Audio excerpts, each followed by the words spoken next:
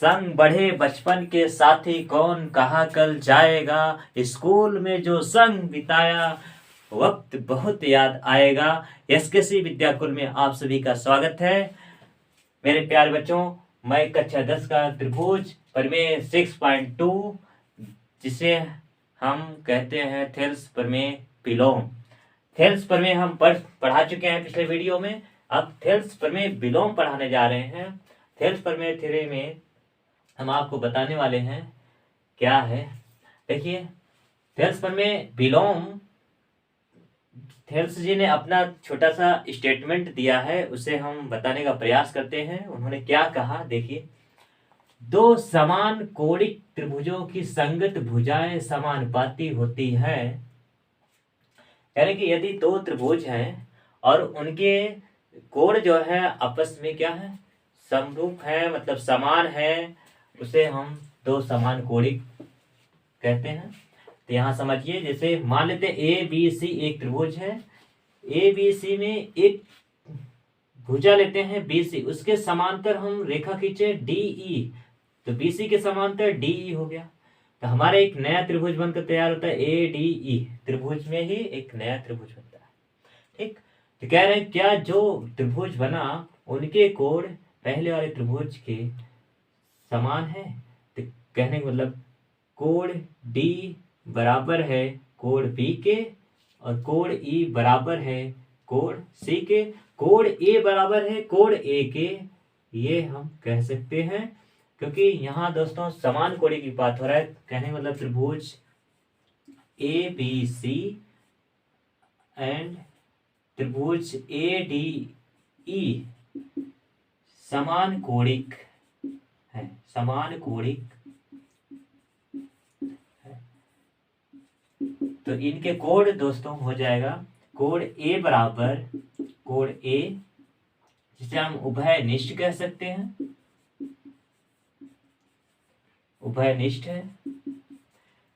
A B C कोण ए है और ए डी ई कोण ए है, जिनमें दोनों कोण बराबर मिले, उसी में ही मिले, उसे हम उभयनिष्ठ कहते हैं। और यहाँ देखिए, ए डी ई का कोण डी कोण बी के बराबर है, इसे हम संगत कोण कहते हैं। कोण बी बराबर कोण डी संगत कोण बनेगा, संगत कोण है। और कोण सी भी आपका कोण ई के बराबर है, हम यहाँ कह सकते हैं संगत कोण है। कोण सी बराबर कोण ई, ये भी आपका संगत कोण है। यदि कोण है तो हम यहाँ सिद्ध करना है हमें ए डी बटे ए बी बराबर ए ई बटे ए सी। कहने को थेल्स प्रमेय का विलोम यहाँ बताया गया है। थेल्स प्रमेय कैसे, थेल्स प्रमेय विलोम कैसे सिद्ध होता है, ये हम आपको बताएं जाए। यदि कोण संगत कोण हो तो, और उभयनिष्ठ है, उसमें समान कोणिक है, तीनों कोण जो आपस में बराबर है, तो हम यहाँ थेल्स प्रमेय, पिछला जो प्रमेय हमने पढ़ाया था उसी के अकॉर्डिंग, उसी के थ्योरी का पालन करते हुए हम कह सकते हैं यहाँ पर थेल्स प्रमेय से, थेल्स प्रमेय से हम लिख सकते हैं, थेल्स प्रमेय से क्या लिखेंगे। थेल्स प्रमेय ने कहा था यदि किसी त्रिभुज की भुजा समांतर है तो उसे हम लिख सकते हैं। यहाँ देखिए बी सी समांतर है डी ई के, तो हम क्या लिख सकते हैं यहाँ पर ए डी बटे डी बी और ए ई बटे ई सी के बराबर है। यहाँ थेल्स प्रमेय से ए डी बटे डी बी बराबर ए ई बटे ई सी, ये आपका थेल्स प्रमेय आया। क्यों आया, क्योंकि बी सी समांतर है डी ई के, संगत भुजाओं के बराबर होने की वजह से हम थेल्स प्रमेय लगा सकते हैं। यहाँ पर थेल्स प्रमेय जो आया है, हम इसको जो है व्युत्क्रम करेंगे। कहने मतलब दोनों पक्षों को व्युत्क्रम करने पर, व्युत्क्रम करने पर, व्युत्क्रम माने होता है उल्टा, उल्टा कर देते हैं। डी बी ऊपर ए डी नीचे, ई सी ऊपर ए ई नीचे कर देते हैं। तो यहाँ पर आपका आ जाएगा डी बी बटे ए डी बराबर ई सी बटे ए ई। अब इसके बाद दोनों पक्षों में एक जोड़ने पर दोनों तरफ हम क्या करेंगे, एक जोड़ देते हैं। दोनों पक्षों में एक जोड़ने पर तो dB बटे AD प्लस 1 बराबर EC बटे AE प्लस 1। हमने जोड़ दिया दोनों पक्षों में एक। अब हम क्या करेंगे, त्रियक गुणा करेंगे। इसका एलसीएम उठाएंगे। पहले इसे 1/1 लिख सकते हैं हम, 1/1 लिख सकते हैं। इसका एलसीएम ले लेते हैं दोनों तरफ का, dB प्लस AD बटे AD एलसीएम होगा बराबर, इसका एलसीएम हो जाएगा AE पर EC प्लस AE। या तो आप त्रियक गुणा करके निकाल सकते हैं या एलसीएम लेकर निकाल सकते हैं। तो यहाँ पर ध्यान देना तो मेरे प्यारे बच्चों कि dB प्लस AD मिलाइए। dB ये आपका एक dB हो गया ये वाला, प्लस AD। यदि दोनों रेखाओं को हम जोड़ें तो हमारा पूर्णतः रेखा AB होगा। तो हम AD प्लस DB को जोड़ने के बाद हम क्या लिख सकते हैं, AB। तो इसकी जगह पर AB लिख दिए बटे AD बराबर EC प्लस AE। EC ये रेखा EC हो गया और AE यह रेखा। दोनों रेखाओं को यदि हम जोड़ें तो हमारा पूर्णतः रेखा A से लेकर C तक AC हो जाएगा। तो इसकी जगह पर हम AC लिख सकते हैं बटे AE। अब पुनः व्युत्क्रम करने पर, व्युत्क्रम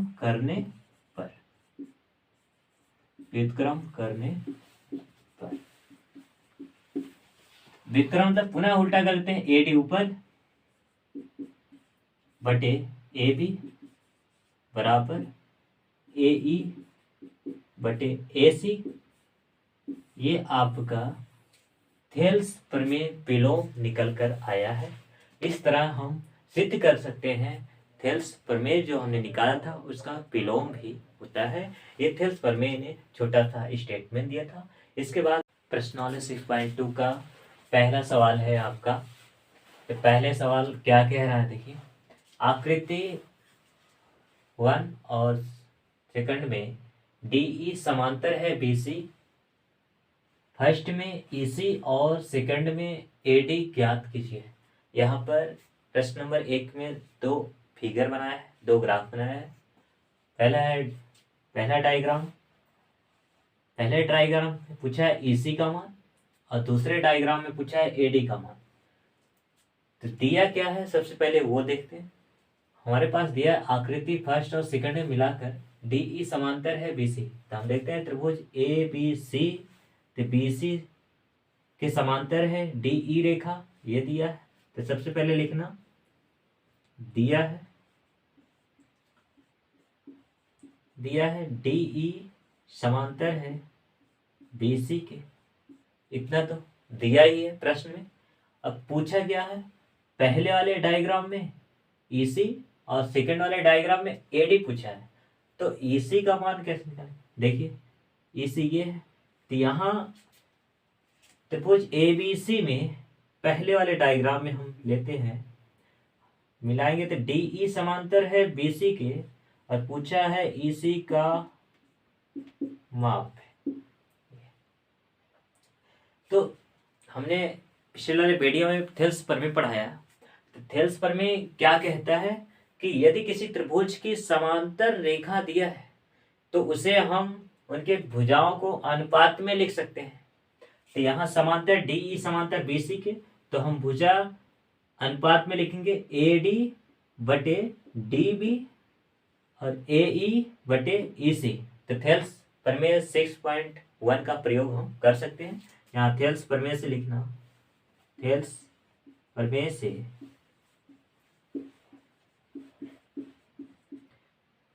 AD बटे DB बराबर AE बटे EC। तो यहाँ पर मिल जाएगा। तो हमारा मान भी दिया है भुजा का। AD का मान है 1.5 और DB का मान है 3, AE का मान है 1, EC का मान पूछा है तो EC वैसे रखें। तो AD का मान रखते हैं। AD का मान हो जाएगा 1.5 बटे DB का मान 3, AE का मान 1 है, EC पूछा है, EC निकालना है। तो यहाँ पर मान रखते ना, मान रखते ही आप त्रियक गुणा कर सकते हैं। तिरछा गुणा करते, EC का गुणा 1.5 में और 3 का गुणा 1 में। यहाँ करते हैं EC गुणे 1.5 बराबर 3 गुणे 1। हमें EC का मान लाना है तो 1.5 को बटे कर देते हैं। EC इक्वल टू 3 × 3 बटे 1.5। दशमलव को हटाना है या पॉइंट को हटाना है तो एक अंक पर है, एक अंक पर दशमलव हटाएंगे तो ऊपर 0 बढ़ जाएगा, तो ये पॉइंट कट जाएगा। पॉइंट हटाना, यहाँ 0 बढ़ा। अब ऊपर 30 है, नीचे 15 है, तो 15 का कट जाएगा यहाँ 30 से। 15 दूनी 30, तो काट देते हैं। 15 दूनी 30 सेंटीमीटर। इस तरह आपका EC का मान निकल आया। सेम ये भी ऐसा है। सेकेंड वाला डायग्राम में क्या पूछा है, AD का मान, तो इसमें भी वही कहा है DE समांतर है BC के, तो थेल्स प्रमेय इसमें भी प्रयोग लगेगा। थेल्स प्रमेय का प्रयोग कर देते हैं। यहाँ देखिए सेकेंड वाले में थेल्स प्रमेय से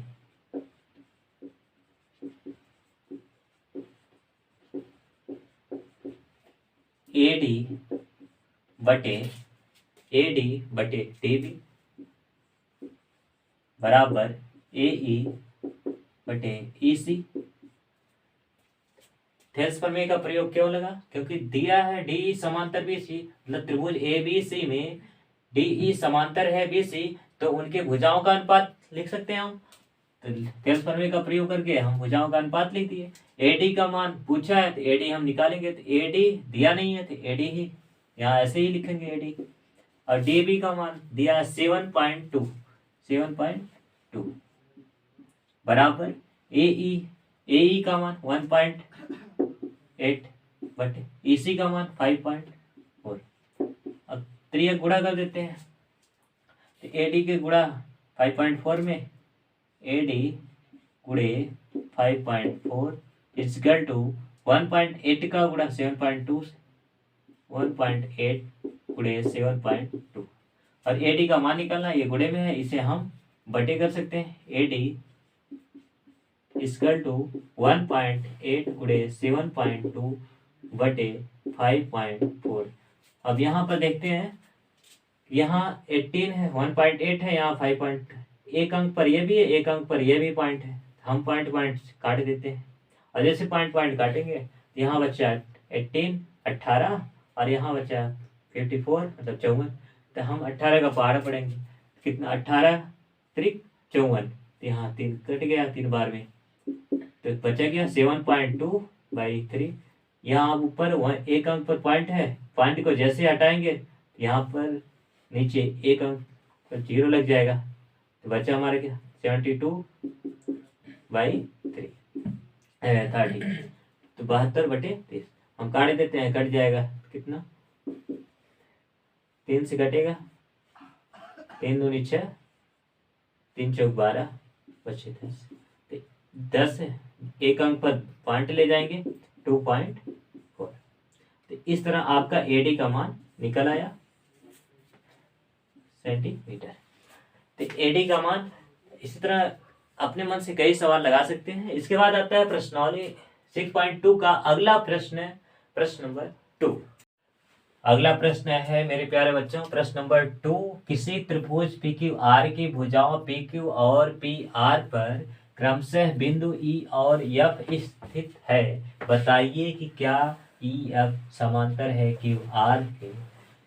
तो इसमें 3 प्रश्न दिए गए हैं, तीनों में अलग अलग वैल्यू दिया गया है, उसमें पहला दूसरा तीसरा में ये देखना है कौन सा ई एफ समांतर है क्यू आर के त्रिभुज पी क्यू आर में। तो पहले का हमने डायग्राम बनाया, पी क्यू आर के समांतर ई एफ रेखा खींच लेना। इसके बाद इसमें अलग अलग वैल्यू दिया है, पी ई की वैल्यू दिया है 3.9 सेंटीमीटर, और ई क्यू का वैल्यू दिया है 3 सेंटीमीटर, पी एफ का दिया है 3.6, एफ आर का दिया है 2.4। तो हम यहाँ थेल्स प्रमेय का प्रयोग करते हुए लिखेंगे, यदि यह रेखा समांतर है तो देखते हैं, चेक करते हैं है या नहीं। थेल्स प्रमेय का प्रयोग करें, पी ई बटे ई क्यू, इसे हम लिखेंगे पी ई बटे ई क्यू। पी ई का वैल्यू दिया है 3.9 बटे ई क्यू का वैल्यू दिया है 3। इसे हल कर देते हैं, पॉइंट हटाएंगे तो यहाँ 0 बढ़ेगा, तो 39/30 हो जाएगा। तो ये कट जाएगा, तो 13 या 39, तो यहाँ पर 13/10 आ गया, 13/10 आया है। इसे हम लिख सकते हैं 1.3 सेंटीमीटर। इसी तरह जो है हम पता करते हैं पी एफ बटे एफ आर का, पी एफ बटे एफ आर का।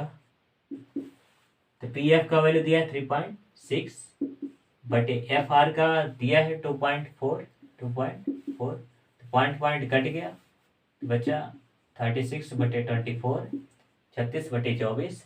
ये कट रहा है, 12×36, 12×24, तो 1.5 आएगा सेंटीमीटर, भाग देंगे तो इसमें 1.3 आए। तो थेल्स प्रमेय से यदि हम दोनों को बराबर करें तो पी एफ, यहाँ लिखते हैं पी ई बटे E Q equal to P F बटे एफ आर। दोनों का वैल्यू रखेंगे तो इसका वैल्यू है 1.3 equal to 1.5 is not equal to, दोनों बराबर नहीं आ रहे, अतः यहाँ लिखेंगे अतः ई एफ समांतर, ई एफ भुजा समांतर नहीं है क्यू आर के, क्यू आर के नहीं, यहाँ इस तरह लिखना नहीं है क्यू आर के। तो ये आपका साबित होता है कि अतः जो पहला वाला दिया है वो समांतर नहीं है, क्योंकि वो थेल्स प्रमेय का रूल पालन नहीं कर रहा है। दूसरा लगाते हैं, दूसरे का इसी तरह निकाल लेना। जैसे पी ई बराबर दिया है 4 सेंटीमीटर, क्यू ई बराबर 4.5 सेंटीमीटर। तो पी ई डायग्राम वही लेते हैं, यही आपका डायग्राम, केवल मापन चेंज है। यहाँ पर पी ई की जगह जो वैल्यू दिया था 3.9, उसकी जगह कितना है 4 सेंटीमीटर, यहाँ 4 सेंटीमीटर लिखिए। तो पी ई बटे हम ई क्यू लिखिए बराबर, पी ई का मान दिया है 4 सेंटीमीटर बटे ई क्यू का वैल्यू दिया है 4.5। इसे हल कर लेते हैं, पॉइंट को हटाएंगे तो ऊपर 0 बढ़ेगा, 40/45, ये कट जाएगा, आएगा आपका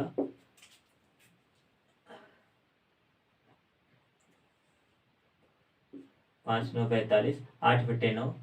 और दूसरा देखते हैं, पी एफ और आर एफ का मान दिया है। पी एफ का मान यहाँ पर वैल्यू चेंज करेंगे, पी एफ का मान दिया है 8 सेंटीमीटर और एफ आर का मान दिया है 9। तो यहाँ पी एफ बटे आर एफ का मान दिया है, पी एफ का मान 8/9।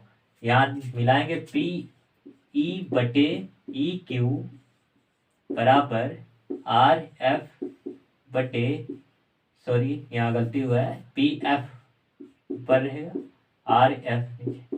दोनों का वैल्यू देखेंगे 8/9 इक्वल टू 8/9। ये थेल्स प्रमेय का पालन कर रहा है, जो कि यहाँ लिखेंगे अतः ई एफ समांतर है, ई एफ समांतर है क्यू आर के। इस तरह से आपका दूसरा सवाल इसी डायग्राम पर हमने बता दिया। हाँ।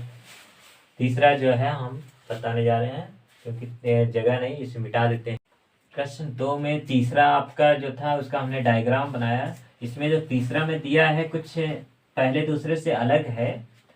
देखिए क्या अलग है। पी क्यू, पहले क्या करना, त्रिभुज पी क्यू आर डायग्राम बना लेना और उसके समांतर ई एफ समांतर है क्यू आर के, ऐसे भुजा खींच लेना। पी क्यू बराबर दिया है 1.28, तो पी क्यू पूरा लंबाई दिया है कितना, 1.28 सेंटीमीटर, पी से लेकर क्यू तक दिया है यहाँ। और पी आर का मान दिया है 2.5, ये भी पूरा लंबाई दिया है यहाँ पर 2.56 सेंटीमीटर, ये हो गया आपका। इसके बाद आता है पीई बराबर 0.18, पीई का वैल्यू दिया है 0.18 सेंटीमीटर। पी एफ का भी वैल्यू दिया है, पी एफ का वैल्यू 0.36। तो यहाँ पर देखेंगे ई क्यू का वैल्यू नहीं दिया, एफ आर का भी नहीं दिया, इसका हमें निकालना है। कैसे निकालेंगे, यहाँ समझिए, पूरी लंबाई पी क्यू दिया है, पी क्यू दिया है और पीई दिया है। यदि पी क्यू में से पीई निकाल दें तो ई क्यू बचेगा आपका। उसी तरह पी आर पूरी लंबाई दिया है, इसमें से पी एफ यदि हम माइनस कर दें तो हमारा क्या बचेगा, एफ आर। ठीक, तो हम यहाँ निकाल लेते हैं। पी क्यू दिया है कितना, 1.28, तो हमें ई क्यू चाहिए। ई क्यू बराबर पी क्यू में से पी क्यू माइनस क्या घटा दें, पीई, पीई, तो पी क्यू का मान कितना, 1.28 माइनस पीई का मान दिया है 0.18 सेंटीमीटर, तो इतना, तो घटाएंगे कितना आएगा, तो 1.1 आएगा। 8 में से 8 गया 0, 2 में से 1 गया 1.1 सेंटीमीटर आया ई क्यू का वैल्यू। ई क्यू का वैल्यू निकल आया 1.1 सेंटीमीटर। इस तरह एफ आर का मान निकाल लेते हैं। एफ आर का मान निकलेगा, पूरे पी आर में से पी एफ घटा देते हैं, P R minus P F बराबर, पी आर कितना है 2.56 है, 2.56 माइनस पी एफ का वैल्यू 0.36, इसका घटाएंगे कितना आएगा, तो 0 में 6 में से 6 गया 0, 5 से 3 गया 2.2 आया सेंटीमीटर एफ आर। अब इसका भी हमें लंबाई मिल गया। अब क्या कह रहा है कि सिद्ध करना ई एफ समांतर है क्यू आर के, मतलब ये साबित करना है या नहीं, ये आपको बताना है। तो यहाँ पर क्या करना, तो थेल्स प्रमेय से हम प्रयोग करेंगे। पीई बटे ई क्यू पहला निकाल लेते हैं, फिर दूसरा पी एफ बटे एफ आर के। यदि दोनों का वैल्यू बराबर आ रहा है तो ये समांतर होगा, यदि बराबर नहीं आएगा तो समांतर नहीं होगा। यहाँ लिखेंगे पीई बटे ई क्यू, क्योंकि दोनों का वैल्यू निकल आया, तो पीई का वैल्यू कितना दिया, 0.18 बटे ई क्यू का वैल्यू 1.1 है, 1.1 है। इसे ऐसे ही रहने दें। अगला देखते हैं, पी एफ बटे एफ आर, पी एफ बटे एफ आर, पी एफ 0.36 है बटे इसका 2.2 है। यहाँ देखें, पी एफ का वैल्यू दिया है 0.36 और एफ आर का वैल्यू दिया है 2.2। इस तरह से हम यहाँ देखेंगे, यदि इसे डिवाइड करें तो आ जाएगा आपका 0.18 बाई 1.1 सेंटीमीटर, ये आया पी एफ बटे एफ आर। तो यहाँ थेल्स प्रमेय से यदि हम प्रयोग करें तो पी एफ बटे F R equal to P E बटे ई क्यू, दोनों का वैल्यू रखते हैं 0.18 बटे 1.1 इजकल टू 0.18 इजकल टू 1.1। तो दोनों का वैल्यू बराबर आ रहा है, अतः हम कह सकते हैं थेल्स प्रमेय से कि ई एफ भुजा समांतर है क्यू आर के। अतः यहाँ लिखना, अतः थेल्स प्रमेय से ई एफ समांतर है क्यू आर के। ये आपका हो गया। इस तरह आपका जो है प्रश्न एनालिसिस पॉइंट 2 का प्रश्न नंबर 2 तक कंप्लीट हो गया। अब हम मिलते हैं अगले वीडियो में। धन्यवाद।